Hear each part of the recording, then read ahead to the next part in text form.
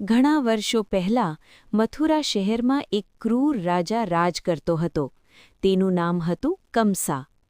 એક દિવસ તેની બહેન દેવકીનું લગ્ન વીર યોદ્ધા વસુદેવા સાથે થયું. લગ્ન પછી અચાનક આકાશવાણી થઈ, હે કંસ, દેવકીનો 8મો પુત્ર તારો નાશ કરશે. આ સાંભળતા જ કંસ ડરી ગયો. તેણે દેવકી અને વસુદેવને જેલમાં બંધ કરી દીધા. દેવકીના પહેલા 7 બાળકોને કંસે મારી નાખ્યા, પણ જ્યારે 8મો બાળક જન્મવાનો સમય આવ્યો, તે રાત હતી, અંધારી, વાવાઝોડાવાળી, અને ત્યારે જન્મ થયો ભગવાન શ્રીકૃષ્ણનો. જન્મ થતાં જ જેલના બધા દરવાજા પોતે જ ખુલી ગયા, બધા રક્ષકો ઊંઘી ગયા. વસુદેવે બાળક કૃષ્ણને ટોપલીમાં રાખ્યા અને ભારે વરસાદમાં યમુના રિવર પાર કરી.